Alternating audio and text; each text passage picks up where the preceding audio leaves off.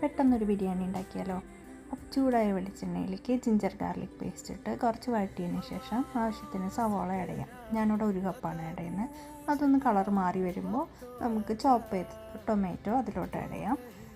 ഇനി ഉപ്പ്, മുളക്, മസാലപ്പൊടി ആഡ് ചെയ്തതിന് ശേഷം മാരിനേറ്റ് ചെയ്ത ചിക്കൻ കൂടെ ഇതിലോട്ട് വെച്ച് വേവിക്കാനായിട്ട് വെക്കാം. ഒരു ഹാഫ് വേവ് എത്തുമ്പോൾ നമുക്കത് ചിക്കൻ മാറ്റി ഫ്രൈ ചെയ്യാനെടുക്കാം. അങ്ങനെ ചെയ്തില്ലെങ്കിലും കുഴപ്പമില്ല, അതിലിട്ട് കുക്ക് ചെയ്താലും മതി. ഇനി റൈസ് വേവിക്കാനായിട്ട് സ്പൈസസ് ഒക്കെ ആഡ് ചെയ്ത് കുറച്ച് ഫ്രൈ ചെയ്ത ഓണിയൻ കൂടെ ചേർത്ത് ജസ്റ്റ് ഒന്ന് വഴറ്റുന്നുണ്ട്. ഇനി 2 കപ്പ് അരിക്ക് 2.5 കപ്പ് വെള്ളത്തിൽ റൈസ് തയ്യാറാക്കാം. അതുപോലെ നേരത്തെ ഫ്രൈ ചെയ്ത ചിക്കൻ ഗ്രേവിയിലോട്ട് ആഡ് ചെയ്ത് അതിൻ്റെ മുകളിൽ റൈസ് ലെയർ ചെയ്യാം. മല്ലിയിലയും ഫ്രൈ ചെയ്ത സവാളയും പിന്നെ ബാക്കി ഐറ്റംസും ചേർത്ത് നമുക്ക് ഇത് ദം ചെയ്യാൻ വയ്ക്കാം. ഒരു 15 മിനിറ്റ്സ് ലോ ഫ്ലെയിമിൽ ദം ചെയ്യാൻ വെച്ചതിന് ശേഷം നമുക്കെടുക്കാം. അപ്പോൾ ബിരിയാണി റെഡി. ഈസി ആയിട്ടുള്ള റെസിപ്പി അല്ലേ, അപ്പോൾ എല്ലാവരും ട്രൈ ചെയ്ത് നോക്കണേ.